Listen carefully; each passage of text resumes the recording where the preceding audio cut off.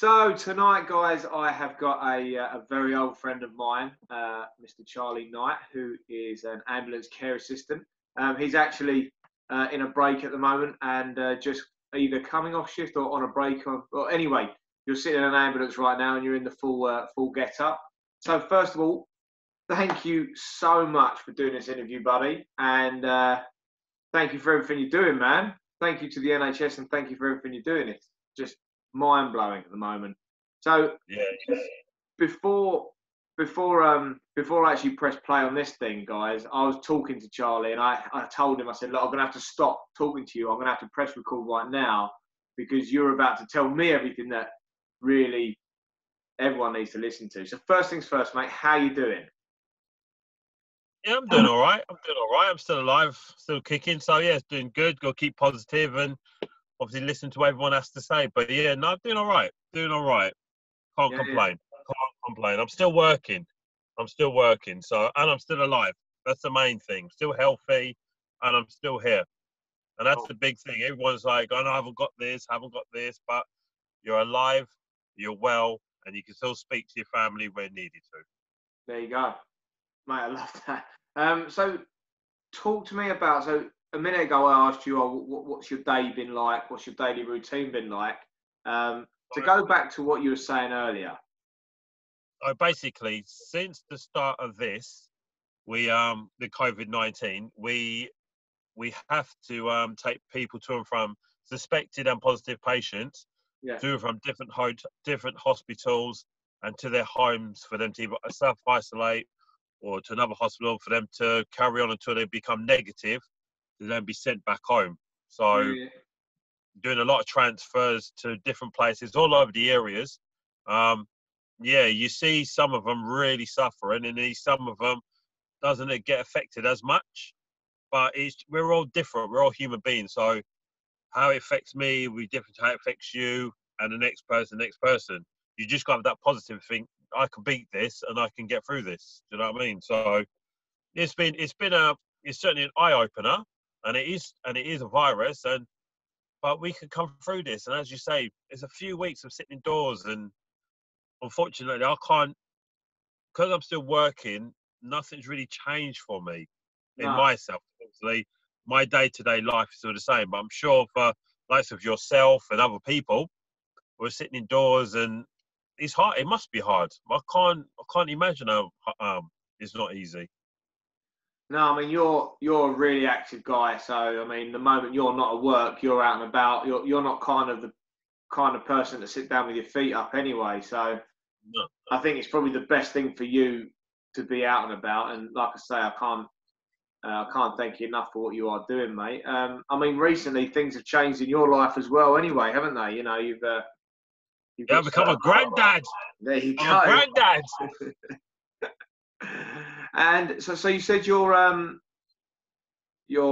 so your granddaughter, as I know, and congratulations again, mate. Your granddaughter's going to be coming to live with you. And Yes, so, as of from Saturday.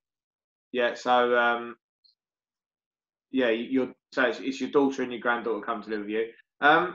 What is there any implications when it comes to obviously a new baby, but you're going to be exposed? Is there any precautions that you need to take, or? Well, obviously, at the minute, I don't go anywhere in my uniform. My uniform stays at work, and then I have a shower before I go home. I've clean clothing. I don't travel anywhere in my uniform.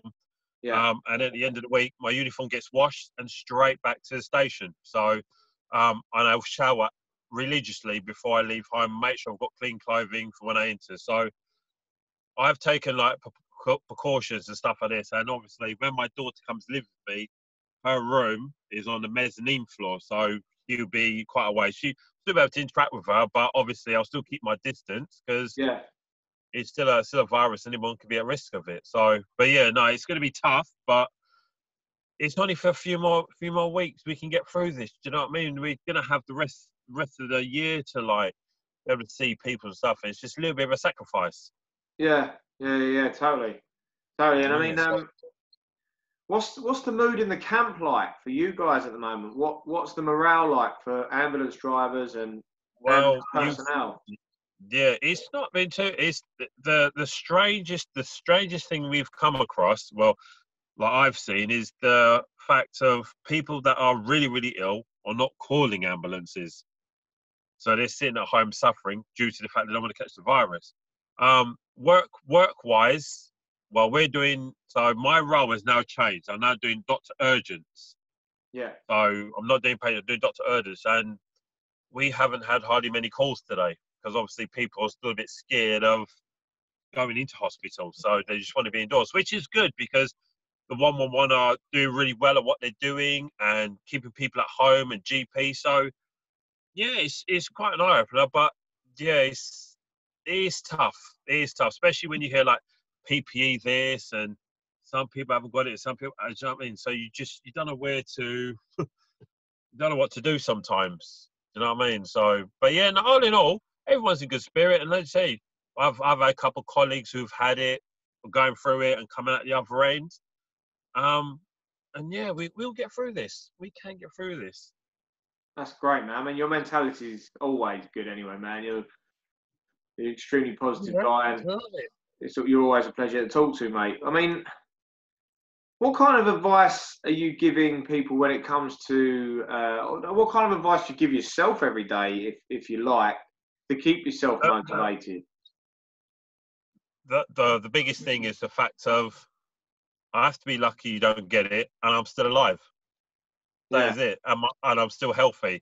I'm eating well. I'm making sure I'm taking. As this has happened, I've been taking stuff to boost my immune system a bit more. I've been kind of a lot watching what I've been eating, where I yeah, haven't been training as much. And yeah, just telling people you got this. Do you know what I mean? Just be grateful for being happy. Just be grateful for being alive. This you're grateful you haven't caught it. Do you know what I mean? And there's people out there that love you. My 12-year-old, she's kind of suffering because she hasn't seen me as much. I have to see saying to her, "You're still alive. You're still healthy, and you still got your parents." And everything else is a bonus. Do you know what I mean? Everything else is just a bonus. Do you know what I'm saying? So, and she's understanding. And for a 12-year-old in modern day society, they're like, "Oh, dad," but she's understanding, and it's good. I think it's great. I think it realizes where I'm living down the seafront and seeing people like doing their exercises. I think it's fantastic. Like yeah, people spend a lot more time with their families, exercising, doing things they wouldn't do. Like you see people baking, and we've had so many people bring us bacon and food and stuff. I think it's amazing. Like in the times of how we are, I still think it's very good that people still come together and sort of appreciate people. Do you know what I mean? I think it's yeah. wonderful. I mean, Absolutely wonderful. you've got family, like you've got friends, more importantly, and family all over the world, like actually all over the world. From I think you've got friends in America, New Zealand. You've got family in in the Cayman Islands, haven't you? Yeah, So I yeah, mean, you get to talk to a lot. You probably get to see a lot of diversity when it comes to the way people are living. yeah. Have you reported back and heard from your family over in the Cayman Islands? So the Cayman Islands, so the recent report on there, so they're on a lockdown. So they're only allowed at weekends. So on the weekend on a Saturday, if your name begins between A and I think it's N, you go shopping. And then Sunday, N to Z, you go shopping. But then the rest of the week, you're not allowed out. Wow. I mean, And that's and crazy. That's crazy. yeah, yeah, they've had, I think, don't quote me, I think they've only had 3 deaths and 58 cases, but it hasn't risen in the last week. So when I spoke to them the other week, they said that hopefully they should be back to normal by the beginning of May with Uh, with any that- luck. That's amazing. I mean, what the But they're on population? lockdown. I mean, They're the on population's lockdown. like the Yeah. population is about 70,000 people. So just put that into Yeah. context. I think Southend, which isn't even a city, has living in the borough of Southend, including Leon Sea, is about 250,000.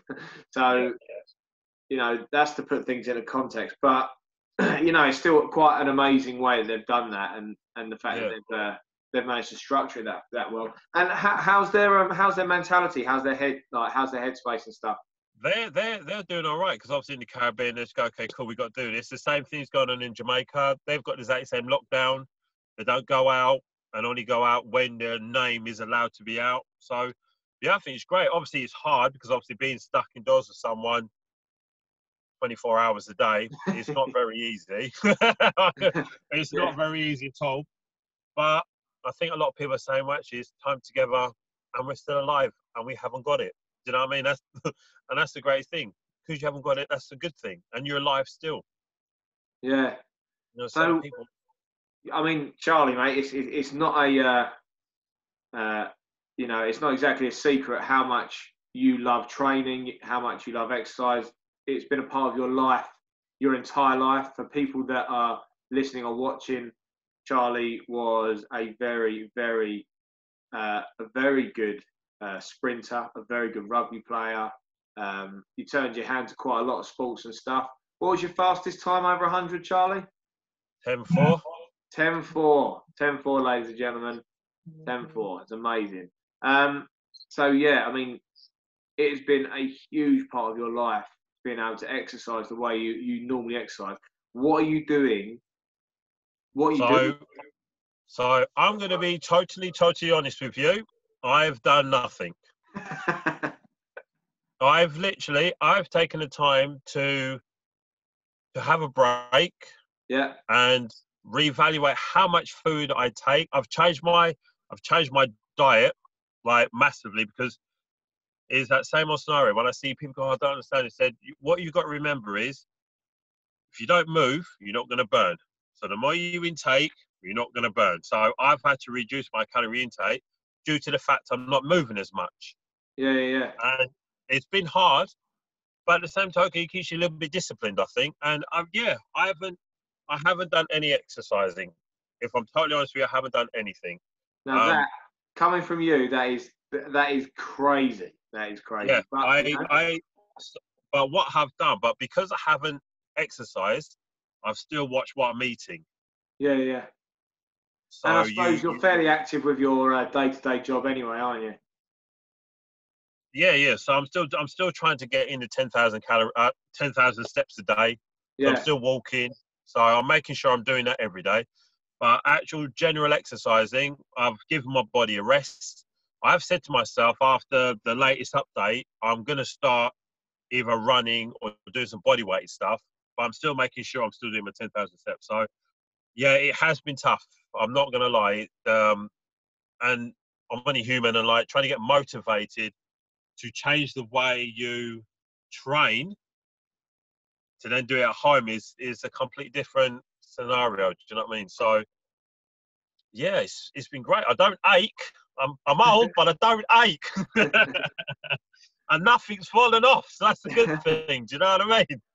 Yeah, well, we'll save that for a different podcast. Things that can fall off. Yeah. But man, I mean, it is it's a very daunting fact, and it is amazing to see your mentality, especially when it is such a scary environment, mate, and the fact that you are this this upbeat about it, which is great. And I suppose you probably have to. Give me 2 seconds, mate. I think you're back in the room.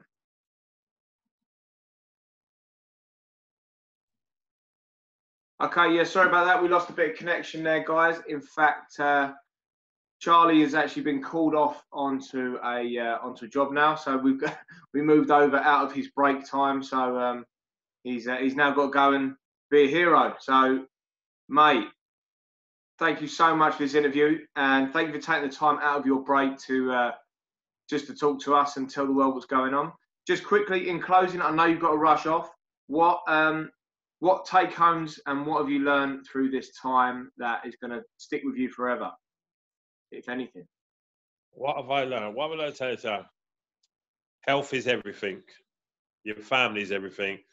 One of my material stuff doesn't matter. As long as you're alive and you've got your family love you, that's all you need. My man. That is it, mate. All you need. That's it, mate. I don't think you can get more poignant than that, guys. Thank you so much. Thank you so much for this interview, mate. I'm going to let you dart off. I'm going to quickly just say everything to everybody else.